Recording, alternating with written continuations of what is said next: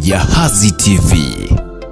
Katibu Mkuu wa Wizara ya Habari, Utamaduni, Sanaa na Michezo na msemaji mkuu wa serikali Bwana Gerson Msigwa amesema Taifa Stars iko tayari kwa ajili ya kuanza michuano ya CAF kule nchini Morocco. Ameyasema hayo leo tarehe 17 Disemba 2025.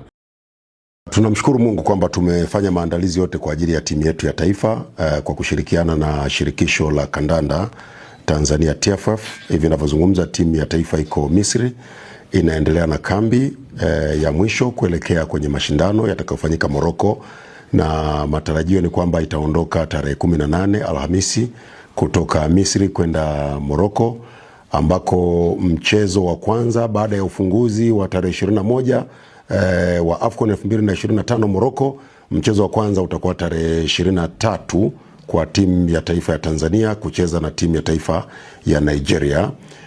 Na baada ya mechi ya kwanza tutakuwa na mechi ya pili tarehe 27 ambapo tunacheza na timu ya taifa ya Uganda, lakini tarehe 30 tutakuwa na mechi ya tatu, tunakwenda kucheza na timu ya taifa ya Tunisia.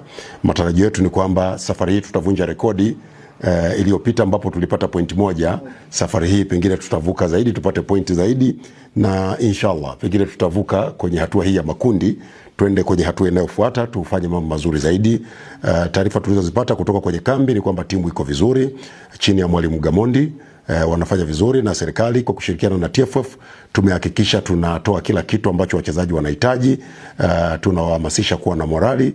Kwa upande wa serikali pia tunatarajia kuwa na ujumbe ambao utaongozwa na kiongozi, na nadhani taarifa hii itatolewa kesho kutwa kwa ajili ya kuongoza Watanzania kwenda Morocco kwa ajili ya kwenda kuishangilia timu yetu na kushuhudia AFCON 2025, kwa sababu AFCON hii safari hii itakuwa ni ya mwisho kabla ya sisi kuwa wenyeji, sisi pamoja na Kenya na Uganda. Kwa ni mashindano muhimu ambayo ni vizuri twende tukayaone, sio tu sisi serikali, lakini pia tumealika wadau mbalimbali.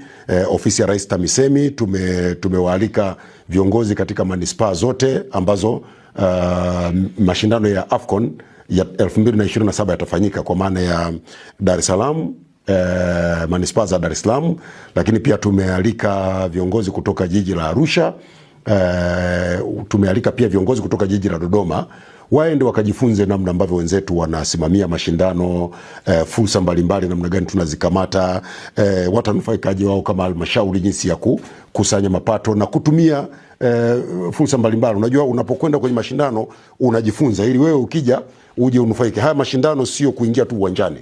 Mashindano haya yana vitu vingi ambavyo vinajumuisha. Kwa tungependa wawakilishi kutoka katika miji yote ambako mashindano 2027 yatafanyika, kutoka sekta zote, iwe biashara, iwe utalii, iwe ulinzi na usalama, iwe masuala ya huduma ndogo ndogo, usafiri, wote waende wakajifunze, na wanakaribishwa waende wakajifunze. Lakini zaidi hapo tunashukuru kwamba wako wadau wamejitokeza, kampuni ya Blueberry wamejitokeza kuandaa safari za watu wanaotaka kwenda Morocco.